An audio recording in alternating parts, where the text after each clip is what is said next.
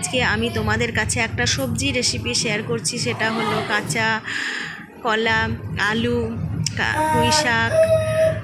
আর বেগুন, কাঁচা আদা কুচি, পেঁয়াজ কুচি, কাঁচা লঙ্কা কুচি সব কিছু এক তেলে পাঁচফোড়ন দিয়ে, শুকনো লঙ্কা দিয়ে সব কিছু একসঙ্গে